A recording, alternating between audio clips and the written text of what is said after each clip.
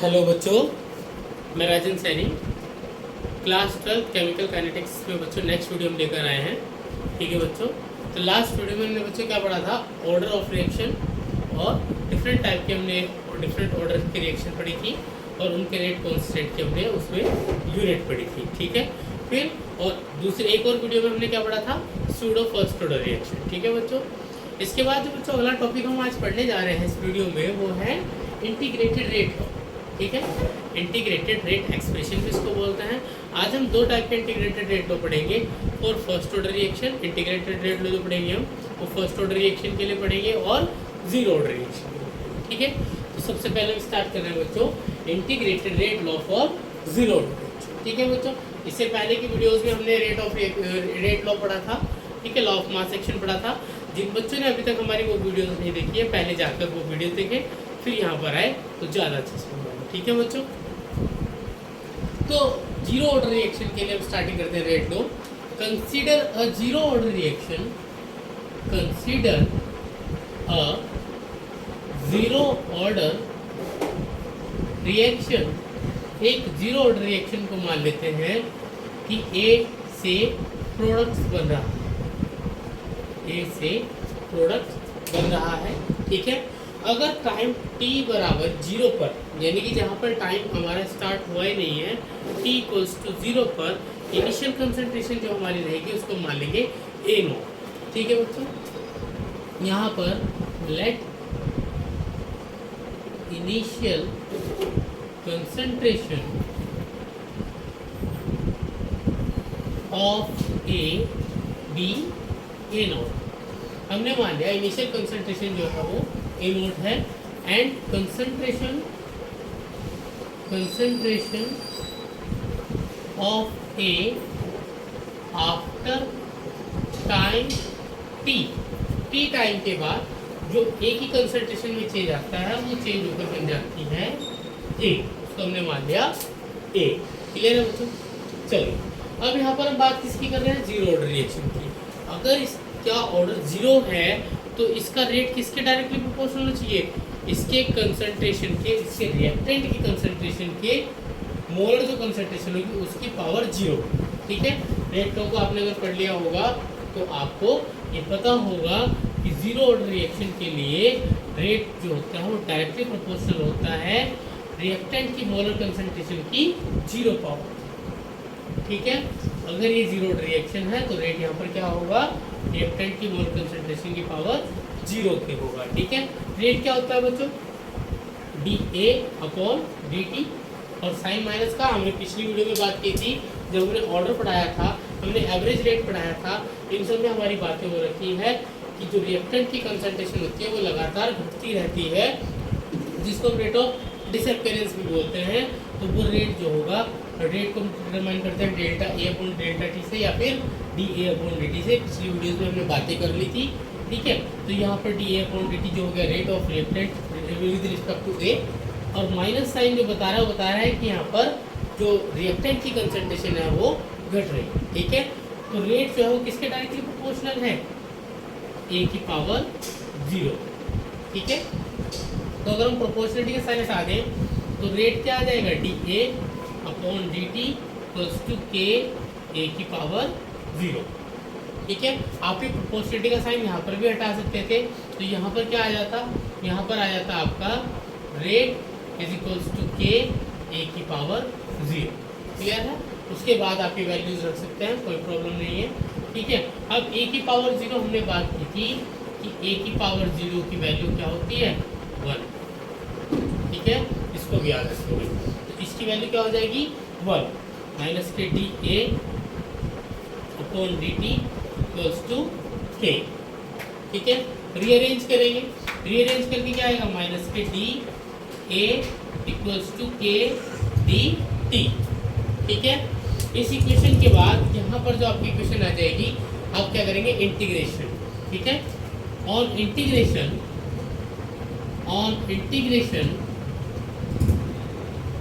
We have,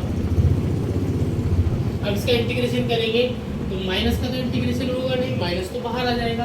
integration of किसका होगा, D A की रिस्पेक्ट में 1 का, है ना। इक्वल्स टू, ये कांस्टेंट है, कांस्टेंट का इंटीग्रेशन नहीं होता है, इंटीग्रेशन ऑफ dt के रिस्पेक्ट में।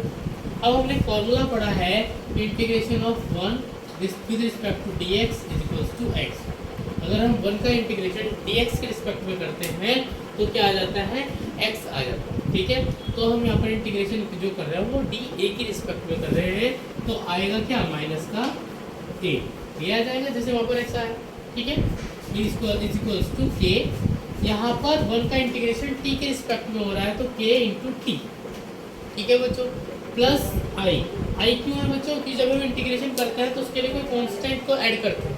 ठीक है, where I is a constant of integration, I क्या है यहाँ पर, constant of integration, where I is a constant of integration whose value can determine by the initial concentration।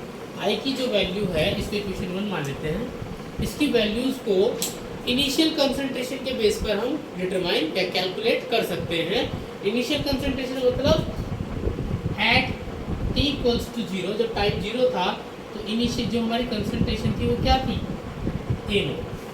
ठीक है, या फिर आप कह सकते हैं concentration of A is equals to a naught. ये वैल्यूज उठाकर आप इक्वेशन फर्स्ट में रख देंगे और कैलकुलेट करेंगे आई की वैल्यू फ्रॉम इक्वेशन फर्स्ट। ठीक है, उसके बाद मैं यहाँ पर सॉल्व कर देता हूँ बच्चों। अब जब हम यहाँ पर वैल्यू रखेंगे, देखिए इनिशियल कंसंट्रेशन हमारी क्या थी, a नोट, तो हम यहाँ पर इस की जगह क्या रख देंगे, a नोट, और t की जगह क्या रख देंगे, 0। तो क्या आएगा, minus a nought equals to k into 0 plus I, ये तो 0 हो जाएगा, आई की वैल्यू क्या आ जाएगी बच्चों, माइनस k a नोट। इस वैल्यू को उठाकर आपको इक्वेशन 1 में रखना है।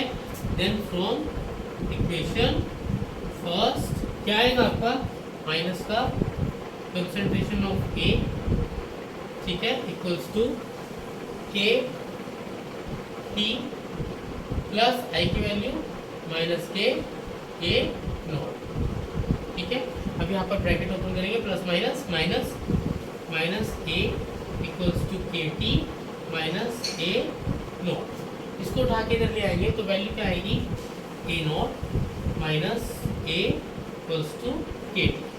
ठीक है, रीअरेंज कर लेते हैं इक्वेशन को, तो क्या आएगा, k t equals to a naught minus a।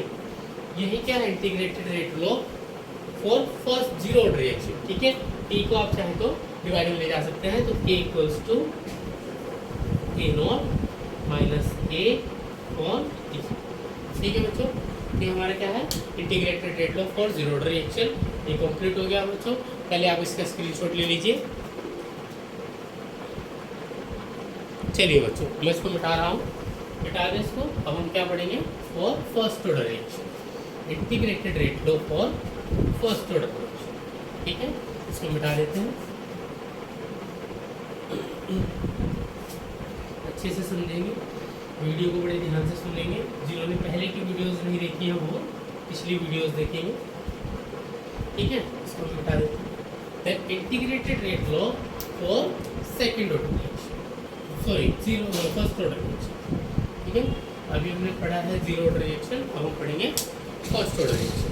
अब हम सिंपल सी कोई फर्स्ट ऑर्डर रिएक्शन को कंसिडर कर लेते हैं। तो मैं यहाँ पर दो पार्ट कर दूँ इसको। Consider a first order reaction. कोई फर्स्ट ऑर्डर रिएक्शन को हम कंसिडर कर रहे हैं कि ए कोई रिएक्टेंट है, उससे क्या बन रहा है, प्रोडक्ट बन रहा है। ठीक है, यहाँ पर same as it is, let initial concentration of A be A not.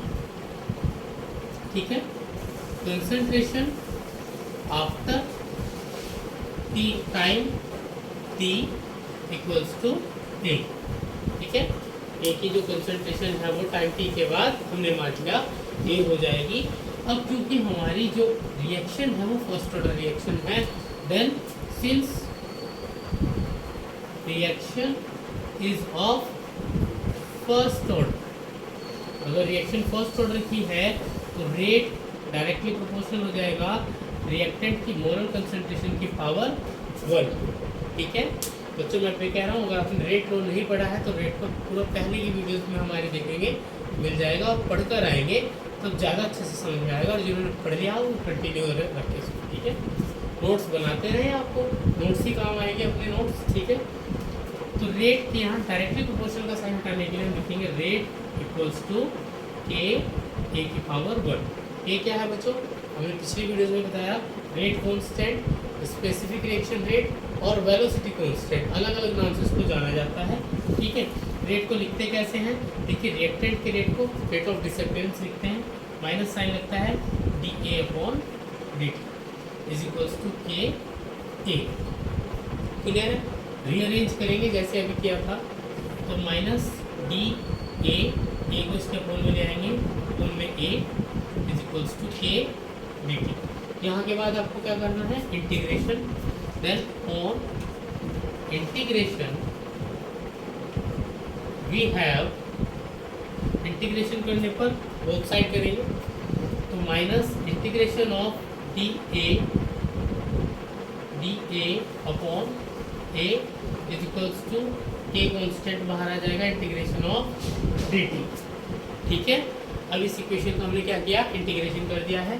देखिए फॉर्मूला है, अगर आप इंटीग्रेशन करते हैं 1/x का dx के रिस्पेक्ट में, तो आंसर आता है log बेस ई एक्स। ठीक है, इस फॉर्मूले को याद रखेंगे। तो यहाँ पर 1/a का इंटीग्रेशन डी के रिस्पेक्ट में कर रहे हैं, तो क्या आएगा, minus k log base e ए। ठीक है, इक्वल्स टू के, यहाँ पर देखिए 1 का इंटीग्रेशन डी टी के रिस्पेक्ट में अभी फॉर्मूला बताया था, integration of 1 with respect to d x is equals to x. Similarly integration of 1 with respect to d t is क्या आएगा, टी, प्लस हम कोई कॉन्स्टेंट ले लेते हैं, इसे कॉन्स्टेंट ऑफ इंटीग्रेशन बोला जाता है, इक्वेशन 1। ठीक है, where I is a constant of integration whose value can be calculated by the initial concentrations। I की जो वैल्यू यहाँ से कैलकुलेट हम करेंगे वो इनिशियल कंसंट्रेशन पर करेंगे, मतलब जहाँ पर टाइम जो 0 था और जो हमारी कंसंट्रेशन थी ए की वो ए नोट, इनिशियल कंसंट्रेशन की बात करेंगे, यानी कि हम ए की जगह ए नोट रख देंगे। इस इक्वेशन में जहाँ भी ए हो वहाँ ए नोट रख देंगे, उसकी इनिशियल कंसंट्रेशन, और टाइम स्टार्टिंग में 0 था वही रखेंगे। ठीक है, तो फ्रॉम इक्वेशन फर्स्ट क्या आएगा, यहाँ पर रखेंगे minus k log base e A naught is equals to k into 0, क्योंकि टाइम वहाँ पर क्या रखना है, 0 प्लस आई, ये वैल्यू 0 हो जाएगी, फिर आई की वैल्यू क्या आएगी, minus k log base e A not. इस आई की वैल्यू को उठाकर इक्वेशन 1 में रखेंगे, substituting this value in equation first, then from first क्या आएगा, देखिए यहाँ पर minus k log base e A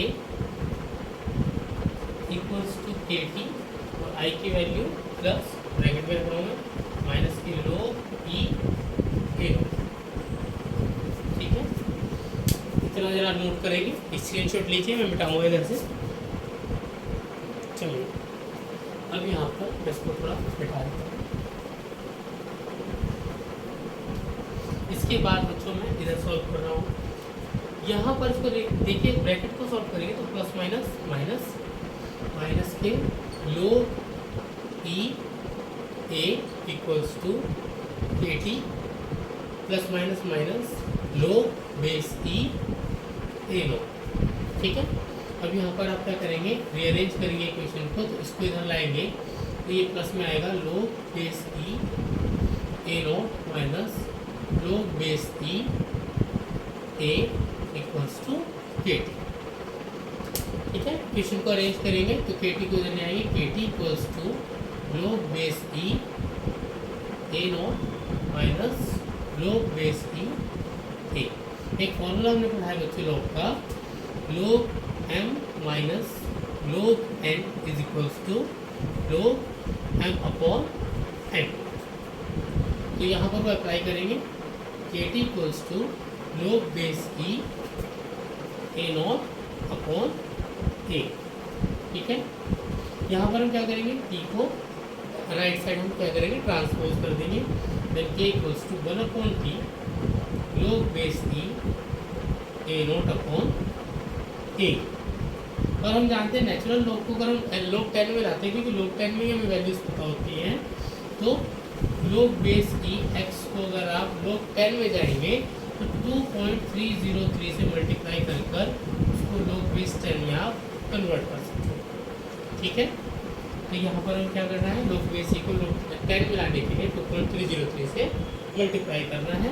then k equals to 2.303 upon t log base 10 a naught upon a।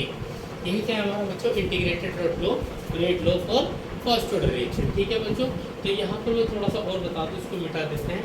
ठीक है, थोड़ा सा और इसको मिटा देते हैं। मान लीजिए कि हमारी जो इनिशियल कंसंट्रेशन है, let initial concentration of A is a mole per litre.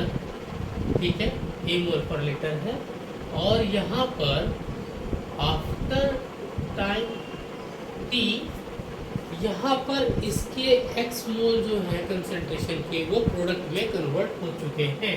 यानी कि अगर x मोल प्रोडक्ट में कन्वर्ट हो चुके हैं तो a में से x मोल को माइनस करने पर जो बचेगा उतनी कंसंट्रेशन टाइम t के बाद बची। बात समझ में आ रही है ना, इनिशियल कंसंट्रेशन a है और टाइम t के बाद x मोल जो है a में से वो प्रोडक्ट में कन्वर्ट हो चुके हैं, तो हमने जो टाइम t के बाद कंसंट्रेशन बचेगी वो उसमें से x मोल माइनस करके बचेगी। ठीक है, तो अगर हम इस इक्वेशन को बनाते हैं, यानी कि a नोट और a की वैल्यू रखते हैं, तो ये बनेगा k equals to 2.303 upon t log base 10। देखिए initial concentration a upon time t के बाद कंसंट्रेशन a माइनस x। ठीक है बच्चों, तो कई जगह इस इक्वेशन का भी यूज़ किया जाता है, कई जगह इस इक्वेशन को भी यूज़ करते हैं, दोनों सेम ही है। ठीक है बच्चों, तो ये हमारा क्या था, integrated rate law for zero order reaction, first order reaction. अब बच्चों नेक्स्ट वीडियो में इनके न्यूमेरिकल्स लेकर आएंगे, तब तक के लिए थैंक यू बच्चों। ठीक है, ध्यान रखेंगे, अच्छे से पढ़ेंगे। Okay bye.